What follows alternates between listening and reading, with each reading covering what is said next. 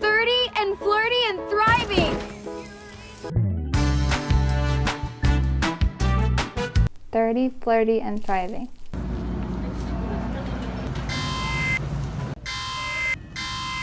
"13 Going on 30 came out on April 23rd, 2004. So those 13-year-olds watching the film when it came out, those born between April 1990 and 91, they're 30 now. Most of the actresses playing the 13-year-olds in the film are also around 30 now. The actress who played Jennifer Garner's younger counterpart, Krista Allen, was actually 11/12 when she filmed the role, so she's not 30 yet, but will turn it this year as well. She's actually been making some TikToks of her recreating scenes from the movie to celebrate. Now, for those not familiar, 13 Going on 30 is about a 13-year-old in the late 80s who dreams about being 30. 30, flirty, and thriving. Why the 30s are the best years of your life. I want to be 30. At one point, some glitter dust falls on her, and she is magically transported to her 30-year-old body in the 2000s, living her dream life. There's a little more to it, but you get the gist. Jennifer Garner does a good job acting like a 13-year-old while being in a 30-year-old's body. She grabs her newfound boobs, because they've got these incredible boobs to fill it out. eats fruit roll-ups off of her fingers, and throws a sleepover where she sings some music videos from her childhood. And I couldn't help but wonder, did millennials learn how to be 30 from a movie depicting a 13-year-old trapped in a 30-year-old's body? Is that why we feel the need to say things like doggo and adulting? Are we all really just 13-year-olds trapped in a 30-year-old's bodies?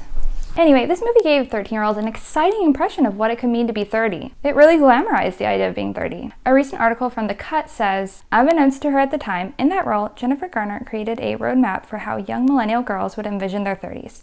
Turning 30 was suddenly a glamorous milestone, one that would be filled with turquoise dresses and cute himbo boyfriends. For most of us today, 30 doesn't look quite like it did for Jenna Rink in 2004 though.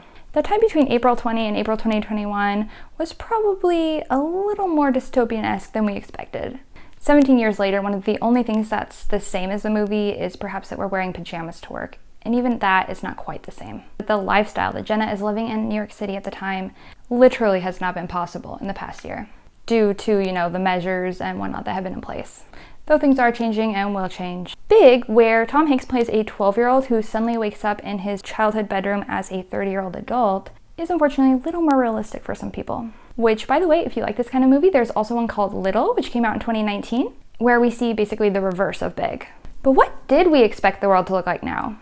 Recently, The Cut recorded a podcast related to the movie because one of the team members is turning 30. That person, who is named Avery, said a lot of what she imagined came from the movie. Specifically, she said, just like the scene of her walking around the city in a flirty little sundress is that. Another person said they had a specific vision as well. Drinking a martini at a fashionable high-end airport bar. One wanted to be married with 4 kids, including twins, and a horse. And the final one said their 13-year-old self's dream was to go to the midnight movies in New York. I would actually be interested in making a video about people's perceptions, experiences, predictions, etc. about being 30. So if you're interested in participating, comment below or email me. Now, from a generational perspective, Jenna and her friends born around 73, 74, and 30 in 2004 are squarely in Generation X. And those who were 13 in 2004, 30 in 2020 or 2021, squarely millennials. We get a little taste of the X or early teen experience in the late 80s, but most of the focus is actually on being 30 in the 2000s. But one kind of interesting thing is that Big came out in 88, probably partially filmed in 87, and so when Tom Hanks went from 12 to around 30, you're getting another experience of a teen around the late 80s and a 30-year-old though at that point, which is more of the boomer experience. And then Little came out in 2019. Now, Regina Hall was actually in her late 40s when this was filmed, though she was supposed to be playing a 38-year-old, so the timelines are a little bit shifted. But we do get a look into Gen Z through Marsai Martin, who is the 13-year-old. Now, Marsai Martin was actually born 3 months after 13 Going on 30 came out. So to some extent through watching these movies, you can get a little bit of a taste of people in each generation. Now, one change you can see through these movies is how we went from a white man in 88 to a white woman in 2004 to a black woman in 2019. I think it shows how over time there has been a push to have more representation in film, and that's kind of a generational shift as well. For the rest of this video, I just want to touch on a little bit of things that were going on in 2004 that were displayed in this movie, 13 Going on 30. A little bit on 87 at the beginning, but just some general nostalgia type things. I'm going to talk about clothing, accessories, and technology. In regards to clothes, first I should say that the wardrobe choices were very deliberate in this film. The costume designer Susie DeSantos says she helps tell the story of the characters through their clothing, but I'm going to refrain from getting too much into movie analysis and try to just focus on how everything relates to the trends of the times. Obviously, we start off in the 80s with bold colors, off-the-shoulder tops, scrunchies, etc. Though DeSantos says the wardrobe was given a slight contemporary vibe as well. Now, Big doesn't focus on middle school girls, but just in comparison, wardrobe-wise, I do feel like that 13 Going on 30 portrays a slightly more exaggerated idea of the 80s. I also found a website that breaks down Jenna and Maddie's outfits as costume ideas, so the link will be in the description. When we move to the 2000s, we still see color. In reference to Garner's pink slip look, DeSantos has said, "It speaks to a time and fashion when things were more feminine and weren't deconstructed yet. People were really wearing a lot of color." Some of the clothing that made me think, oh, I had clothing like that around 2004, were actually some of those that weren't really included in a lot of articles about the clothing in the movie. Things like shirts, which fell asymmetrically, a jacket with zippers, a shirt with a little heart on it. I wish I could find a picture, but in middle school I had a tan shirt with a little heart on it and I loved it. A hair bow. I literally had a hair bow just like she had in one of the scenes, though I think I wore it for a dance team. And more. I'm just going to show some images of her different outfits on screen so you can see more of what she was wearing in 2004.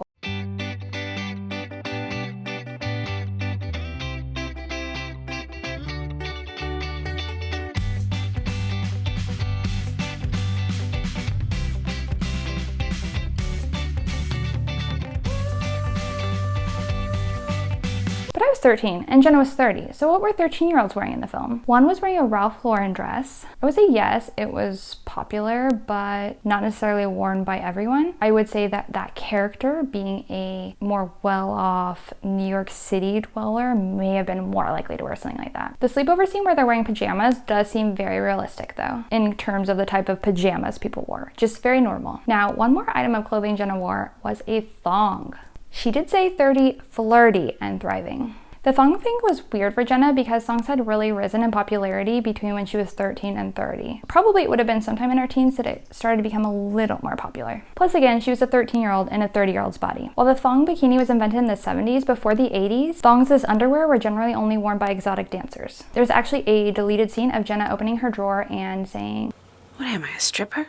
Meanwhile, for those of us born in the 80s and early 90s, we hit our teen years as low-rise jeans became popular, a great compliment to the newly emerged whale tail.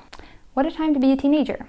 Actually, in 2005 when I was in high school, some of my friends and I started a annual thong exchange, which we kept up for many years.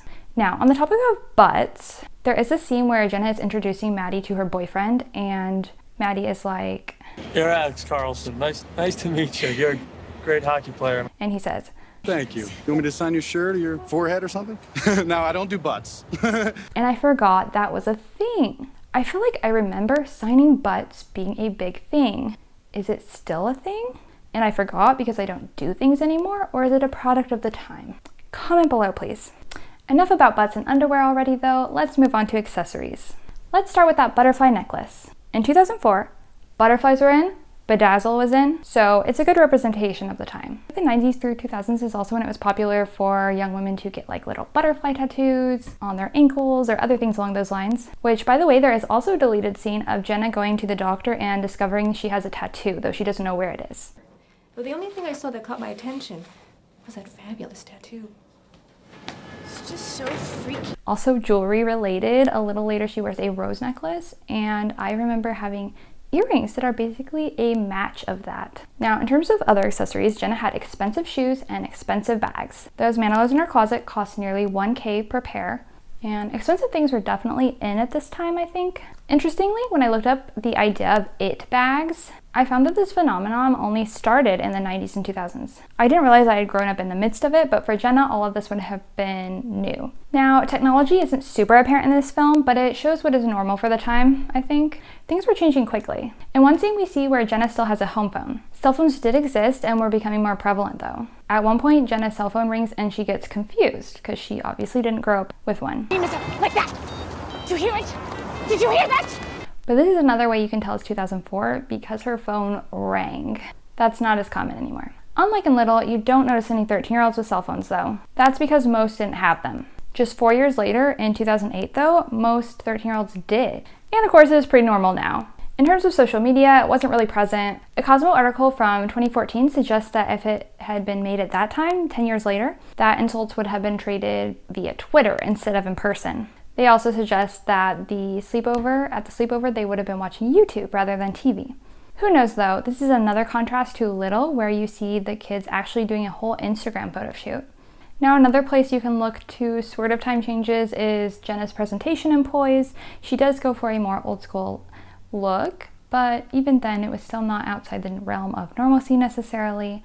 If you compare it to the presentation in Big, you can see that they were using a whiteboard, which I'm sure they do still get used sometimes, but I do feel like the way corporate presentations go, they have changed over time, though I am not in that world.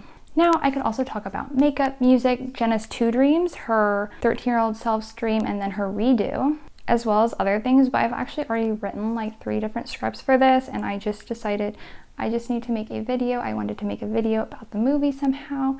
So here you go. Now please like and subscribe, and I will see you next time.